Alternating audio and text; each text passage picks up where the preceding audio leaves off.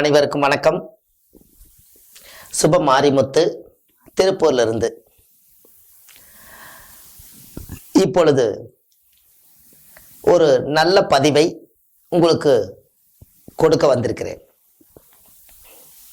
இப்போ பார்த்தீங்கன்னா ஒரு ஜாதகத்துல இந்த செவ்வாய் தோஷத்தை பத்தி ஒரு பதிவு கொடுங்கன்னு சொல்லி நிறைய மக்கள் கமெண்ட்ஸ் போடுறாங்க, நிறைய போன் மூலியமா கேட்குறாங்க. எப்படியாவது நீங்க ஒரு கருத்தை சொன்னா அந்த கருத்தை நாங்கள் எடுத்துக்கிறோம் அப்படின்னு ஒரு பதிவு போடுங்கன்னாங்க. நான் செவ்வாய் தோஷத்துக்கு உண்டான எல்லா விவரங்களையும் சொல்லலான்ட்டு இந்த பதிவு உங்களுக்கு கொடுக்குறேன். ஒரு 7ஆம் இடத்துல செவ்வாய் இருந்தா அந்த வாழ்க்கை எப்படி திருமணம் தடையாவே இருக்குது, எப்ப திருமணம் நடக்குன்னு கேட்குறாங்க. இப்ப இந்த திருமணம் 7ஆம் இடத்துல செவ்வாய் இருக்கிறவங்களுக்கு நல்ல வாழ்க்கையை அமைச்சு கொடுக்கணும். அதுக்கு ஒரு எளிய பரிகாரத்தோடு உங்களை சந்திக்கிறேன். வாங்க வீடியோக்குள்ளேயே போயிடலாம். இப்போ லக்னத்துக்கு 7ஆம் இடம் ஒரு உதாரணம். லக்னம் எந்த லக்னம் வேணா நீங்க வச்சுக்க. ஒரு ரிஷப லக்னம் வச்சுக்க. ரிஷப லக்னத்துக்கு 7ஆம் இடம் செவ்வாய். இந்த 7ஆம் இடம் செவ்வாய் அப்ப லக்னத்துக்கு 7ஆம் அதிபதி செவ்வாய் வீடா வந்துச்சு. செவ்வாய் வீட்டுல இருக்கு. ஒரு உதாரணத்துக்கு எந்த லக்னமா இருந்தாலும் செவ்வாய் 7ஆம் பாவமா வச்சுக்கலாம். இந்த 7ஆம் இடத்துல செவ்வாய் இருந்தால் எல்லாத்துடைய மனசுக்குள்ள என்னன்னா, ஐயோ செவ்வாய் தோஷம் வந்துருச்சே, இந்த செவ்வாய் தோஷத்தினால நம்மளுடைய மனசு ரொம்ப சங்கட்டமா இருக்குதே, செவ்வாய் தோஷத்துக்கு செவ்வாய் தோஷம் மாப்பிள்ளை பார்த்து கல்யாணம் பண்ணணுமே, பிள்ளைக்கு வேற வயசாயிட்டு இருக்குது, எப்ப நம்ம சீமந்தம் எல்லாம் பண்ணி ஒரு கல்யாணத்தை பண்ணி நம்ம வாழ்க்கையில் நல்லா இருக்கிறது அப்படின்னு ஒரு கேள்வி பிறக்குது. அப்போ இந்த செவ்வாய் தோஷத்தை பயப்படவே வேண்டாம். நீங்க 7ல செவ்வாய் இருந்து ஜாதகத்தை எடுத்து பார்த்துட்டு நீங்க பயப்படாதீங்க. அதற்கு உரிய பரிகாரத்தை உங்களுக்கு நான் சொல்றேன், நீங்க கேட்பீங்களா? இந்த செவ்வாய் தோஷம் 7ஆம் இடத்துல செவ்வாய் தோஷம் இருந்தா என்ன பொருள்? 7ஆம் இடம் என்பது ஒரு பெண்ணுக்கு ஒரு 7ஆம் இடம் எது? கணவன் ஸ்தானம். அந்த கணவன்கிற இடம் 7ஆம் இடம் சுத்தமா இல்லைங்க. ஒரு செவ்வாயா உட்கார்ந்துருச்சுன்னு சொன்னால் அந்த செவ்வாய் அந்த இடத்துல இருக்கிறனால கணவனுக்கு அது தோஷமாகுது. ஏன்? அந்த 7ஆம் இடத்துல பாவ கிரகம் இருப்பதனால தன்னுடைய 7ஆம் இடத்துல இருக்கக்கூடிய செவ்வாய்க்கு 7ஆம் பார்வை உண்டு, திருப்பி லக்னத்தையே பார்க்குது. அப்ப லக்னம் தோஷம் அடைஞ்சிருச்சா? ஜாதகத்துல லக்னமே தோஷம் அடைஞ்சிருச்சு. ஒரு செவ்வாய் லக்னத்தை பார்த்தால் செவ்வாயோட பார்வைப்பட்டா அந்த ஜாதகருக்கு செவ்வாய் தோஷம் கொடியது. அப்ப 7ஆம் இடத்துல செவ்வாய் தோஷம் இருப்பதனால, இந்த 7ஆம் இடத்துலயும் இருப்பதனால இந்த பெண்ணுக்கு திருமணம் தடையாயிட்டே இருக்குதுங்க. எனக்கு மாப்பிள்ளை கூடவே இல்லை, ஒவ்வொரு மாப்பிள்ளையா பார்த்த மாப்பிள்ளைக்கெல்லாம் கல்யாணம் ஆயிருச்சு, எனக்கு ஆகவே இல்லைங்க அப்படின்னு கேள்வி. செவ்வாய்க்கிழமை அன்னைக்கு 6 மணியிலிருந்து 7 மணிக்குள்ள செவ்வாயுடைய ஓரை வரும். அந்த ஓரையில வேப்ப மரத்தினுடைய நாத்தை நட்ட வைங்க.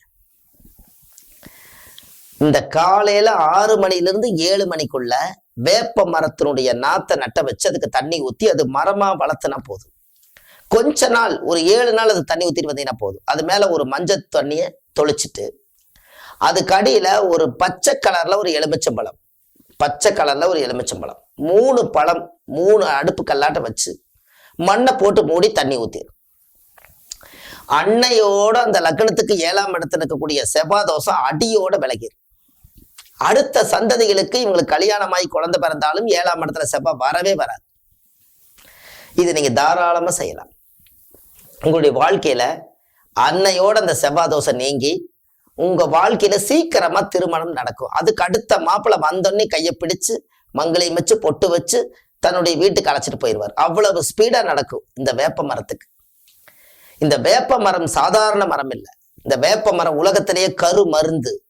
ஒரு ஆத்தா பார்த்ததுன்னு சொன்னாங்க, உடனே ஒரு வேப்பந்தலை எடுத்து தலைமையில வைக்கிறோம்.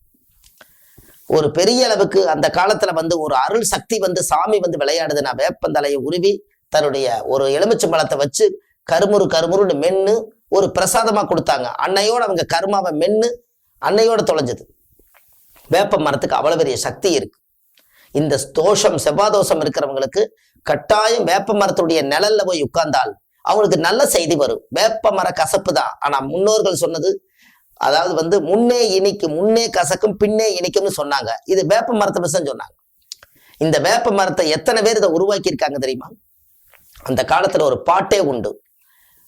இந்திரன் தந்த வேப்பிலை, இறைவன் தந்த வேப்பிலை, சந்திரன் தந்த வேப்பிலை, சதாசிவம் தந்த வேப்பிலை, இரணையனும் பிரகஸ்வதியும் தியானித்து தந்த வேப்பிலை. வேப்பிலை வாங்கி முனி கொத்து, முனி விசாதி, பக்கப்பிளவை, பரும்பிளவை, உச்சிப்பிளவை, ஓடும் பிளவை, ஓடும் விற்புறுதி, கழுத்து சுத்திய கண்டாமாலை, சுழல்பாதம், கூட்டு சரவாங்கி, கோரா சங்கருப்பா, கல்லடி, முள்ளடி, முறியடி, அம்புப்பட்டது, அறுவாள்பட்டது, வெட்டுப்பட்டது, குத்துப்பட்டது, இப்படி 4448 வியாதிகள் எல்லாம் கீழே போனால் கீழே எரிப்பேன், மேலே போனால் மேலே எரிப்பேன். பின்னங்கையாய் முழங்காய் குஞ்சு குஞ்சாய் எரிஞ்சு, முட்டை முட்டையாய் எரிஞ்சு, ஆடுகள் மேஞ்ச காடுகள் போல அடிபட்டு பிடிபட்டு, செந்நீர் வத்தி, பொன்மாரி வத்தி, திருப்பால் என்கின்ற திருப்பால் கடலுக்கு புகழாம் வா. பரித்தரா மரித்தரா, குருவே துணை, குரு பாதமே துணை, ஓம் நமச்சிவாயா. இப்படி ஒரு மூல மந்திரத்தை வேப்ப மரத்துக்கிட்ட நின்று ஒவ்வொரு சித்தர்களும் இதை தியானிச்சு கொடுத்துருக்காங்க. இந்த கருமருந்து இத்தனை வியாதிக்கும் இந்த ஒரே மருந்து தான். அதுலயே அத்தனை நோய்கள் 4448 வியாதிகளுக்கெல்லாம் ஒரே கருமருந்து வேப்ப மரம். அது யாருக்கு வருதுன்னு பாருங்க, ஜாதகத்துல செவ்வாதோஷம் உள்ளவங்களுக்கு வருது. அதனால செவ்வாதோஷம் உள்ளவங்க மரத்தை நட்டி வச்சுட்டு ஒரு வேப்பிலை எடுத்து கொண்டு வந்து ஒரு 7 நாளைக்கு ஒரு சொம்பு தண்ணி, ஒரு எலுமிச்சை பழத்தை அதுல போட்டு ஒரு வேப்பிலை வச்சு வீட்டுக்குள்ள வச்சு ஒரு விளக்கேத்திட்டு வந்தாங்கன்னா 7 நாள்ல ஒரு நல்ல செய்தி வரும். இதை செஞ்சு பாருங்க, சத்தியம் நடக்கும். ஏன்? சாமிக்கு சக்தி இருக்கிறதுனால நடக்கும். அது ஆதி பராசக்தி குடியிருக்கும் இடம் வேப்ப மரம்.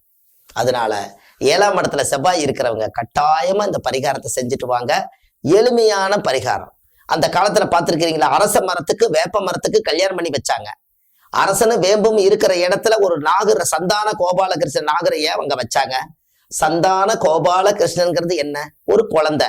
ஏன் அந்த இடத்துல கொண்டு போய் வைக்க சொன்னாங்க? ஒரு ஆணும் பெண்ணும் சேர்ந்தால் ஒரு குழந்தை வெளியில வரும். அதுக்காக சந்தான கோபாலகிருஷ்ணன் அரசனு வேம்பும் இருக்கிற மரத்தடியில கொண்டு போய் வைக்க சொன்னாங்க.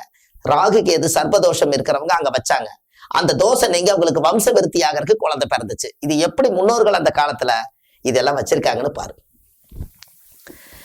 இப்படி எல்லாம் நீங்க இந்த ஒரு அற்புதமான விஷயங்களை எல்லாம் உங்க உலகத்துல நீங்க தெரிஞ்சு இது 4 பேர்த்துக்கு நீங்க ஷேர் பண்ணுங்க. இந்த மாதிரி கருத்துக்கள் நிறைய கொடுத்துட்டு இருக்க சுப மாரிமுத்துன்னு நீங்க போங்க, எல்லா விஷயங்களும் கிடைக்கும். அப்போ இந்த விஷயங்கள் எல்லாம் நீங்க ஒண்ணு தெரிஞ்சு வச்சுட்டீங்கன்னா எளிமையான பரிகாரம் அல்லவா? இது வீட்டிலேயே நீங்க செய்யக்கூடிய பரிகாரம். ஒரு காக்காயி ஒரு வேப்பம்பழத்தை சாப்பிட்டு அது விதை வெளியில போட்டு அந்த மரம் வந்தும் கூட காக்காயுடைய தோசை நீங்க இருக்குது. காக்கா குச்சி எடுத்தா 22 நாளைக்கு மழை வராதுன்னு அந்த காலத்துல சொல்லுவாங்க. அதை பார்த்துதான் விதையே விடுவாங்க. ஏன்னா அது கூடு கட்டுச்சுன்னா சல்லடையா கட்டும்.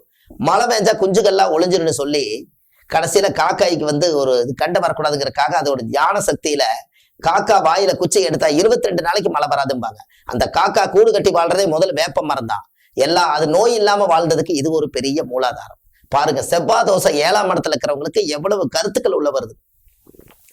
சரி, இது எல்லாத்தையும் நீங்க கேட்டு இந்த ஒரு எளிய பரிகாரத்தை, சிம்பிள் பரிகாரம், அது கரெக்டா செவ்வாய்க்கிழமை அன்னைக்கு 6 மணிலேருந்து 7 மணிக்குள்ள வேப்ப மரத்தை நட்ட வைங்க. அதே போல கொஞ்சம் வேப்பங்கொட்டை வெளியில எங்கேயாவது காய போட்டிருந்தாங்கன்னா இதை வேப்ப மரத்தடியில போய் பார்த்தீங்கன்னா இந்த பல கொட்டை இருக்கும். அது ஒரு 7 கொட்டையை ஒரு காயத்துல மடிச்சு செவ்வாய் தோஷம் இருக்கிறவங்க ஒரு பர்சில் வச்சுட்டு போங்க. அந்த காரியம் சக்சஸ் ஆகும். இது செவ்வாய் தோஷம் இருக்கிறவங்களுக்கு மெயினா பொருந்தும். இது கட்டாயமா செய்யுங்க. இந்த மூல மந்திரம் இந்த உலகத்துக்கு இன்னைக்கு நான் சமர்ப்பணமா கொடுத்துருக்கேன். வேப்ப மரத்துல இத்தனை சித்தர்கள் குடியிருந்திருக்காங்களா, இத்தனை சித்தர்கள் அதை எழுதியிருக்காங்களா அப்படிங்கிறதே இந்த பதிவுல தான் உங்களுக்கு சமர்ப்பணம் பண்ணியிருக்கேன். இது உலகத்துக்கு போகட்டும். நம்ம உள்ள காலத்திலேயே இது உலகத்துக்கு போகணும்.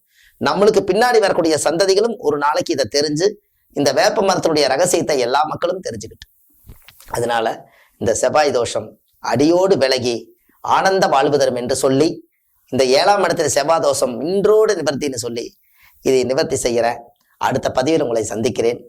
சுப மாரிமுத்து. நன்றி, வணக்கம்.